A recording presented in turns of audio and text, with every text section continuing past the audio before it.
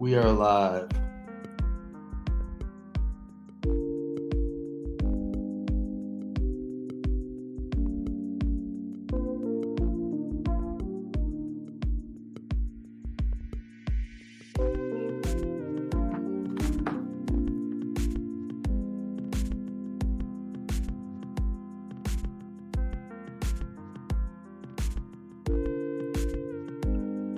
All right, come on in, everybody.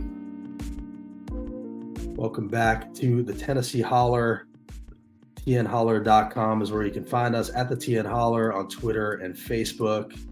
We also have hollers hollering all across the state. Thanks to your support, we really do appreciate it. Your small dollar monthly donations keep us going. As always, we want to send a shout out to Elisa Parker. If you're buying or selling a home in Middle Tennessee, do it through her. If you need a lawyer, James, if you're ever in Tennessee and you need a lawyer, Abby Rubenfeld is who you should use. She's very supportive of us. She's a rock star. And James, if you ever need any jewelry, AJ Martin in Nashville, not your grandmother's jewelry store. All right. Thank you all for joining us. As always, it's been a little while since we've hopped on here for various reasons, turkey and whatnot. But very important day in Tennessee, and we have the perfect guest to talk about what's happening here. Tennessee today, your governor is having a press conference to announce the expansion of private school vouchers to all 95 counties in Tennessee, something that has been warned about by everybody who was pushing back against these vouchers since they were passed a few years back, barely passed in Tennessee. Speaker Cassett at the time, who is now resigned in disgrace, held the board open for 45 minutes while they tried to convince one more vote to flip, eventually got Jason Zachary to flip. Republican reps have said bribes and threats were offered to get these vouchers passed, including a military promotion, James, to Rep. John Mark Wendell, who was in the National Guard. And today we have Texas Rep. James Talarico, who has been fighting a very similar fight in Texas against these private school vouchers, has been one of the clearest and most outspoken voices down there. James, how are you today? I'm doing well. It's an honor to be on here. I'm a big fan of the work that y'all do, and we're sending all our love and support from Texas to all of you in Tennessee who are fighting the same fight. Well, the respect is mutual. Really appreciate the clips you post and the pushback that you give down there. I wondered if you could start by just kind of telling us, you guys have had some success in pushing back against these vouchers there. What is the situation with vouchers in Texas? And then I guess as an offshoot of that, what have you found to be the most useful ways to push back against this stuff as we find ourselves in the throes of this fight right now? Well, we just defeated Greg Abbott's voucher scam here in Texas on the Friday before Thanksgiving. A bipartisan coalition of Democrats and rural Republicans came together to stop him from defunding our neighborhood public schools and giving our precious taxpayer dollars to unaccountable private schools. The reason I'm really passionate about this issue is before I was a politician, I was a middle school teacher. I taught sixth grade on the west side of San Antonio, in San Antonio ISD. And the west side of San Antonio is this beautiful, historic Mexican-American neighborhood. And it's also one of the poorest zip codes in the state of Texas. So my students struggled every day to overcome poverty, overcome racism, overcome these systems that have been designed to hold them back and to hold their families back. And I taught in an underfunded, under-resourced public school. I taught 45 kids in one classroom. That's 45 middle schoolers. So you can imagine the chaos in that classroom. There were not enough desks for all of my students. I had kids sitting on the air conditioning unit in the richest country in human history, in the 21st century, children sitting on the air conditioning unit. And so that's where I'm coming from. We are 43rd in the nation here in Texas in per student education funding. We're about $40 billion behind the national average. Our teachers in Texas are making less than they did 10 years ago when you adjust for inflation. So the idea that our governor would come along and pitch a voucher scam that will siphon off billions of dollars from our already underfunded public schools made me mad. And it made a lot of us mad on both sides of the political aisle. And so we came together, we stayed focused, we had a consistent message, we organized teachers and parents around the state, and ultimately we prevailed the Friday before Thanksgiving. And I hope that's exactly what y'all can do in Tennessee with this upcoming vote. Well, I hope so too. And the challenge is obviously getting people to focus on what's happening. There's so much going on. It's hard to cut through the noise. All the points that you're making are points that we hear in Tennessee all the time. Same stuff. Lowest in per pupil spending. I think we're 44th or 45th, something like that. And then the teachers making less than they did 10 years ago when adjusted for inflation. Same situation here. I guess I would throw a couple of the arguments that they make at you just to hear kind of what the points are that you counter with the truth. One of the things that we're seeing now is Governor Lee is making it clear that this is not just going to be for struggling students. This is going to be open to everybody eventually. They're raising who has access to these funds, and they're pushing them into rural parts of the state that wanted nothing to do with them when they initially passed. So when they say, oh, you just want to keep kids in these struggling schools and you don't want to help kids that are poor, do better, what's your answer to that? Well, I'm one of the only Texas legislators who's actually taught in a public school, one of the only legislators who's actually taught poor kids in an underfunded school. So I don't think my commitment to students, especially to low-income students, should be questioned. It's also funny that some of these lawmakers in both of our states who apparently want to champion low-income students, low-income kids, are the same ones who deny them access to health coverage, the same ones who pollute their air and their water. So I would just look at people's record and figure out if they're actually for working people or not. The wealthy special interests that have been pushing voucher scams in Texas and in Tennessee and in every state in our union want to dismantle public education. And the goal of these scams is to siphon off money from these underfunded schools to subsidize private schooling for the wealthy few. You mentioned that your governor is going to make this open to everybody. In the states that have done this, most of the funding for these voucher scams end up going to wealthy families who are already putting their kids in private school. You're not going to help working class kids or poor kids in struggling schools. They can't access the voucher. One, because the private schools deny them admission. Private schools can deny admission to any kid for any reason they want. There aren't enough private school seats here in Texas. 151 counties out of our 254 counties don't even have a single private school. I'm sure that's true in some of the rural parts of Tennessee. And private schools don't have to provide transportation or special education services. So, and let's also be honest that the cost of the voucher doesn't cover the full cost of tuition at these private schools, right? If you got an $8,000 voucher, how are you going to afford the $27,000 a year tuition at an elite private high school? So for all those reasons, working class kids can't take advantage. And what ends up happening in states like New Hampshire, in Arizona, in Wisconsin, the vast majority of the recipients of the voucher program are kids who were already in private school to begin with. In New Hampshire, it's 89%.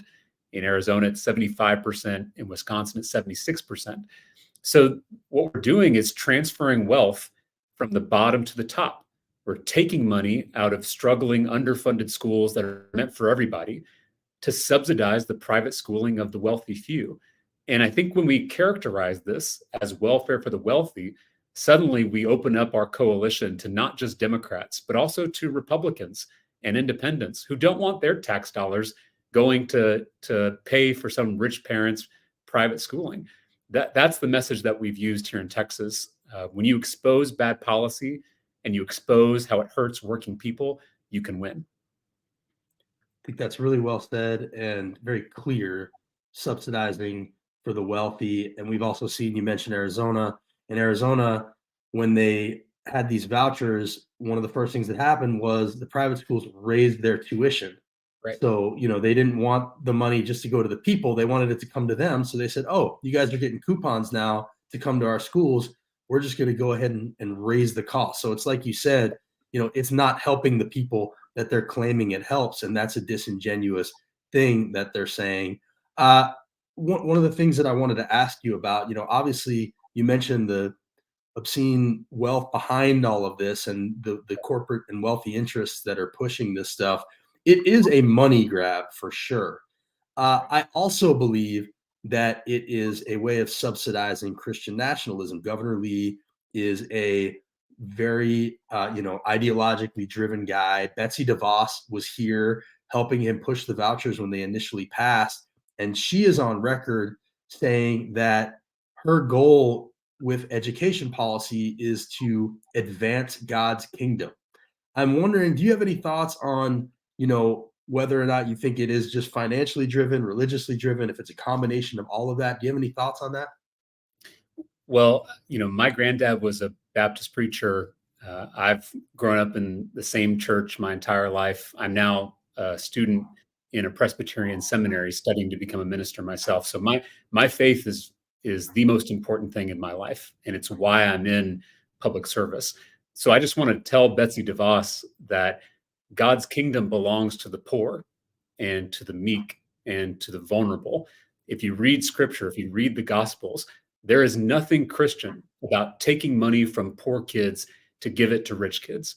There is nothing Christian about dismantling public schools that are meant to empower all kids in our community. There's nothing Christian about Christian nationalism. These leaders like Betsy DeVos, like your governor, like Greg Abbott, are perverting my faith tradition to try to advance an extreme authoritarian agenda. In our state, the two billionaires that are pushing this voucher scam, their names are Tim Dunn and Ferris Wilks. They're not just billionaires. They're not just fossil fuel executives. They're also far-right Christian nationalist pastors. So I know, billionaire pastor sounds like an oxymoron, but on Sunday mornings, these two billionaires are preaching at these far-right churches, and their sermons are pretty scary. They're not preaching a theology of universal love. They're preaching a theology of power and control and domination. Dunn and Wilkes here in Texas, they believe climate change is God's will. They compare homosexuality to bestiality and pedophilia. They believe that only Christians have a right to serve in public office in this state. In fact, they told the former Republican Speaker of the Texas House, Joe Strauss, that he didn't have a right to be Speaker because he's Jewish. So, these are the guys that are pushing these voucher scams. Those around them say that their ultimate goal is to replace public schools with private Christian schooling. That's the end game. These wealthy special interests are playing for keeps. They're satisfied with just getting their foot in the door, because they know once they do that, these programs will balloon over time and they will bankrupt our public schools, because that's the goal. That is the objective here. And until we're clear-eyed about that, until we're honest about that with people in our communities, we're not going to gather the coalition we need to defeat these Christian nationalists at the Capitol or at the ballot box. Couldn't agree more. And I'm glad you were willing to talk about that. I appreciate your perspective on it, especially with your background. And I think it's really important that people hear that, because that is ultimately underneath a lot of this. And, that's where they're headed. And I wish Governor Lee would at least be honest about that. That is his goal. That is where they're coming from, but they won't run on it because that wouldn't be popular. So they have to couch it in, oh no, we're just doing it for the good of the kids. And I think there's a real dishonesty to what they're doing here. Yes. And these billionaires, whether it's Dunn and Wilkes in our state or Betsy DeVos, they know that vouchers are unpopular, right? They know that diverting tax dollars from underfunded public schools into unaccountable private schools is bad policy. It's unpopular policy. And so they have paid for all of these poll-tested slogans to sell their scams, right? School choice. Of course, school choice sounds good, but once you understand what vouchers do, you realize that it's not school choice, it's the school's choice, because the private school gets to deny admission to any kid for any reason they want. They can deny admission because of academics, because of behavior, because of disabilities, because your parents don't make enough money, right? So these slogans that get tossed around are misleading at best, and we have to debunk them and tell people the truth so they know what these wealthy special interests are trying to do to our public schools. Governor Lee is calling these education freedom scholarships now. It was Right. education savings account. Apparently that didn't work out so well. Now it's education freedom scholarships that he's going to be announcing today, standing next to Sarah Huckabee Sanders down at the Capitol. And I'm going to head down there. I usually end up just shouting at his back because he never takes my questions anymore, James. But I will definitely be there to do that. David Pepper, who I think you probably are aware of in Ohio, he did a good whiteboard that people should check out, talking about the myths around this and calling it an all-out assault on public education. I highly recommend people check out his whiteboard. And then, James, I guess I would ask, what are some of the things you think people should focus on right now? And also, have you guys defeated it, or is it coming back? Where does it stand with you guys? So Greg Abbott has spent the last year barnstorming the state, bribing lawmakers, bullying legislators to try to get this voucher scam passed. He made it his number one legislative priority. And on Friday, before Thanksgiving, we defeated that scam on the floor of the Texas House with a decisive vote. So it was a pretty strong rebuke of the governor and of this bad public policy proposal. So I don't see vouchers coming back anytime soon, but I don't think the fight is over. We're in this for the long haul to protect and strengthen the project of public education and therefore the project of democracy, right? And an attack on our public schools is an attack on our democracy. That's exactly why these authoritarian Christian nationalist billionaires are trying to dismantle our neighborhood schools piece by piece. As a teacher, as an education policymaker, I can tell you there is nothing magical about a private school. They just have less testing and more funding. Those are two things that your governor and my governor could do tomorrow if they actually cared about helping the vast majority of kids who are always going to be served by our neighborhood public schools. So instead of siphoning off billions of dollars from our neighborhood schools, why don't we fully fund those neighborhood schools? Why don't we give every teacher a $10,000, $15,000 pay raise, which is what's needed to keep them in the classroom and recruit the best and brightest to come become teachers in our schools? That's the kind of policy that will actually help students and actually help families across our states. And it's incumbent upon us to put that pressure on our leaders and expose the dark money behind these scams. James, thank you so much for your clarity on this. It's really, really helpful. Just as a final thought, this was a tweet that we posted before, if I can find it here. This is basically how we're looking at it. It's kind of like the dismantling of basic society. They're saying, I don't want to pay for schools I don't use. I just want to pay for schools I use. It's like saying, I don't want to pay for the roads I use. I just want to pay for private roads, or I don't want to pay for police. I want to keep my money and hire private security. Isn't this kind of just a dismantling of basic society that they're advocating for here? Yeah, the analogy I like is it's the voucher scams are like taking money out of our parks budget, our budget for public parks and state parks and national parks, to pay for your membership to a private golf club or a private country club. That's exactly what this is. Our schools, just like our parks, just like our police departments and our fire departments, just like our public highways and roads, there's something we all share. They are a project that we do together as a community. And so to try to dismantle that, to try to undermine that, to help the wealthy few is anti-democratic and it's anti-American. And I think that's why voucher scams are unpopular on both sides of the political aisle. James, thank you. Look forward to seeing where your career takes you. I think everybody knows it's a bright future. You don't have to make any announcements right here for us, but I'm excited about you as a person, and the clarity is really helpful. So I appreciate you coming on here and lending us a little bit of your time here in Tennessee. Please stay in touch. Please send us more of your clips and keep in touch.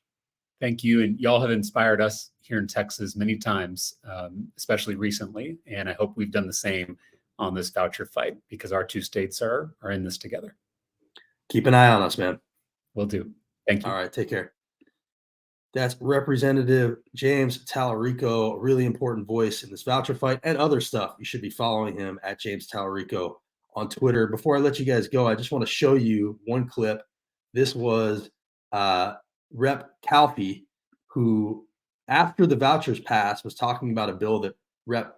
Bo Mitchell had to repeal the vouchers. This is a Republican, and he's reminiscing about how those vouchers got passed during that fateful vote when Glenn Cassida, who has retired in shame, kept the board open. You know, there's a bill to repeal the voucher bill from last year. And I think it may be because, you know, there was every kind of dirty trick in the book, bribes, threats, everything else to get it passed.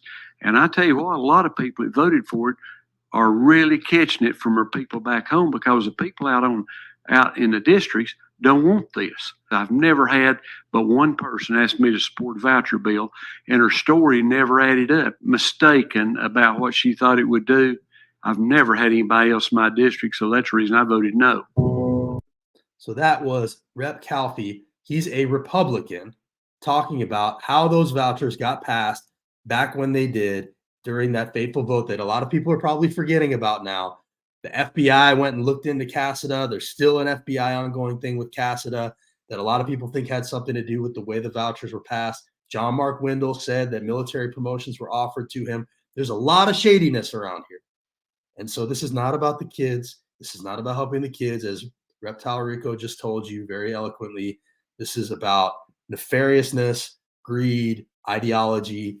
And when this passed, even Republicans were against it. They didn't want it in their own counties. They only passed it in Memphis and Nashville because that's where the Democrats represent, because they were going to catch hell for it back in their districts. And at the time, those Democrats warned that it was going to come to Republican districts next. And guess what's happening today, folks? That's what's happening today. Governor Lee is announcing today that everything you were warned about is about to come true. So it's time to wake up. It's time to push back. We've sounded the alarm as much as we possibly can. It's time for everybody to pick up that mantle and push back. We will be there at the Capitol today. We hope to see you there. Keep following the holler. We'll see you next time.